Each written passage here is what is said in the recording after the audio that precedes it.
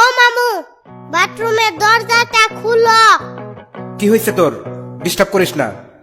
এতক্ষণ ধরে কি করতাছ? গোসল করতেছি, গোসল। হয়েছে কি তোর? এতক্ষণ লাগে গোসল করতে? যে গরম পড়ছে, আমি এখন জন্মদিনের পোশাকে। ডিস্টার্ব করিস না। 5 টাকার চা বানাতে গিয়া 20 টাকা নষ্ট করস। তোরে আর রাখুন যাইব না এই দোকানে। আমি তো ইচ্ছা করে ভাঙি নাই।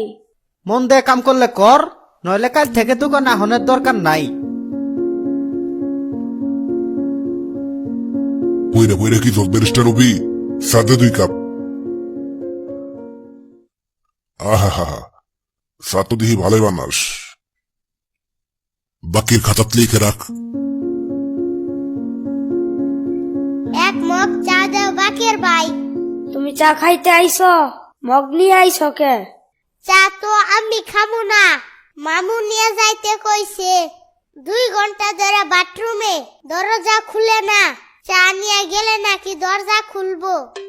ও আচ্ছা, দিতাছি। দুধ চা দিও না আবার, মামু চায়ের মধ্যে দুধ পছন্দ করে না।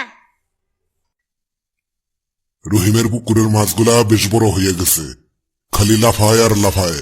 ইস, এত টেনশন নেন না মন্ডল সাহেব, আপনার বুকের দরফারানি তো আমি বুঝি। বুঝে যখন ফালাইছস তাইলে দেখ কখন কি করণ যায়।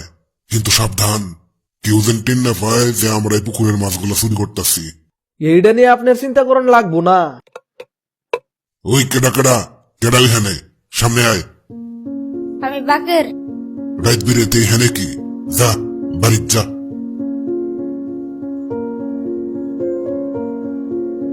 পোলাটা তো সব শুই না ফালাইলো, এখনো পায়। চোখে চোখে রাখ, কেমনে কি করণ যায় আমি দেখতাছি।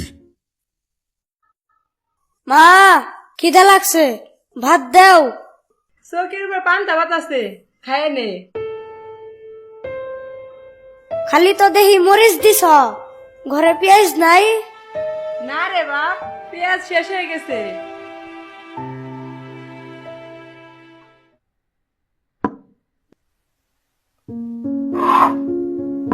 বাহ, তোমার চা বানানো তো ভালো হয়েছে। কি যেন নাম তোমার? আমার নাম বাকের। ও হ্যাঁ, এখনো কি পড়ালেখা করতেছ? জি, ক্লাস 8 এখনো নাম আছে, সামনে পরীক্ষা, কিন্তু দিব না। গত বছর এই সময়টাতেই তোমার বাবা অ্যাক্সিডেন্টে মারা গেলেন। পৃথিবীতে কার কখন কি হয়ে যায় বলা যায় না। কি হয়েছে, পরীক্ষা দিবা না কেন? বাড়িতে খাওয়ান নাই, মায়ের অসুখ, ঘরে টাকা পয়সা যা ছিল সব শেষ হয়ে গেছে। এত কিছুর মধ্যে ঠিক মতন পড়ালেখা করতে পারতাছি না। ও চিন্তা করো না, পরীক্ষাটা দাও। জীবনে টাকাও যেমন প্রয়োজন, পড়ালেখা করে মানুষ হওয়াটা বেশি প্রয়োজন। টাকা পয়সার জন্য সেই যে বাড়ি ছেড়ে বের হয়েছিলাম, এখনো আমি বাড়ি ছাড়া। রহিম মিয়া বাড়িতে আছো? মন্ডল সাহেব, আপনি বহেন, আমি ডাক দিতাছি। এইটা কোনো কথা হইল? পুরা পেপারটাই তো দেখি উল্টা করে ছাপাইছে।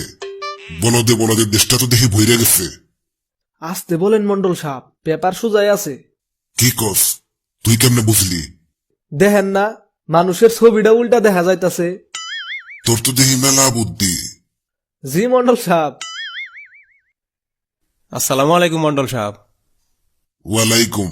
এই দিক দিয়ে যাইতেছিলাম, ভাবলাম তোমার সাথে দেখা কইরা যাই। তোমার চাচা তো ভাইয়ের খবরটা হই না, মনে বড়ই ব্যথা পাইলাম। পোলাটাও কালে মরে গেল। আহা হা হা। জি, খারাপ লাগনেরই কথা। মানুষ যত বেশি দিন বাঁচে পাপ তত বাইরে যায়। এইসব কি কোন মন্ডল সাহেব? মানুষ ভালো হইলে, পাপ না করলে তার আবার পাপ বাড়বো কেমনে? যাই হোক, লোকটা বড়ই ভালা মানুষ আছিল। ভালা মানুষ আসলে বেশি দিন বাঁচে না। কি যে বলেন মন্ডল সাহেব, বয়স তো আপনারও কম হইল না। এইটা কোনো কথা কইলা রহিম মিয়া? আচ্ছা যাবগা, আজ তাইলে যাই। সমবেদনা জানাইতে গিয়া বুক ভরা বেদনা নিয়ে এলাম। ওই এটা তো আমার ডায়লগ আছিল। মুখ ফসকে বাইর হয়ে গেছে মন্ডল সাহেব। মন্ডল সাহেব, রাত তো হয়ে গেল, আপনার নাকি কিসের কাজ আছে? কই যেন যাবেন কইছিলেন? তুই যে আমার মনের কথা বুঝস, এই জন্যই তো তোরে সবসময় সাথে সাথে রাহি। রাজি হয়ে যাও। এই যে এত কাম কাজ করো, তোমারে দেখলে আমার ফাপড় ঠেহে। টাকা পয়সা তো আমার কম নাই, রাজি হয়ে যাও। ওই কেডারে, এটা তো দেখি বাকের। এখানে কি করস? যা বাড়ির যা। আপনার ইজ্জত তো ফানা ফানা হয়ে যাইতাছে, এখন উপায়? উপায় তো একটা বাইর করতেই হব। বাকের, এই টাকাগুলো রাখো। মায়ে কারো টাকা ধরতে না করছে। আরে আমি তো দিতেছি তোমারে, নেও। আমি নিতে পারবো না।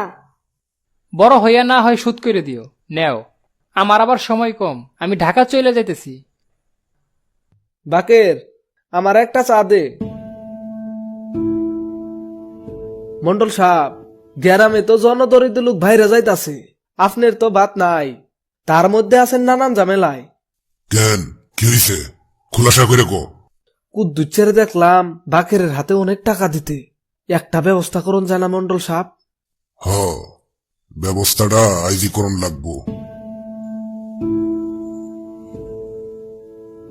চাচা, আমি আর পারতাছি না চাচা, এই গরমে পাগড়ি মাথায় দিয়া পাগলা হয়ে গেলাম। একটা ব্যবস্থা করেন চাচা। তোরে পাগড়ি পড়তে কইছে কে? আপনি তো কইছিলেন চাচা পাগড়ি পইরা অভ্যাস করতে। আপনার জন্য তো এই জীবনে মেলা কাম করলাম, আমার একটু উপকার করেন চাচা, আমি আর পারতাছি না চাচা।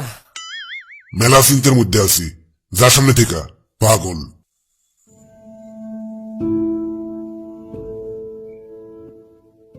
ও মফিজ চাচা, আপনি এখনো পাখরি পরে ঘুরতেছেন? হ, আপনি তো পাগল হয়ে যাবেন। কি জানি, জগলু মন্ডল তো তাই কইল। ব্যাপার না, আপনি আপনার কাজ চালায় যান। সুরাইছে রে।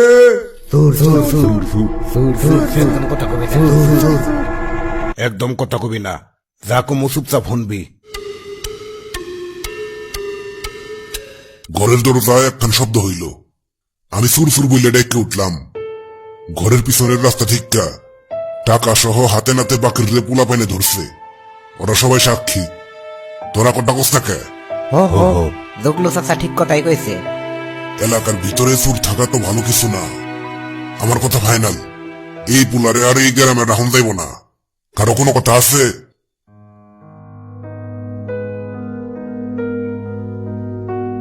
বাকের ভাই, কই যাইতেছ?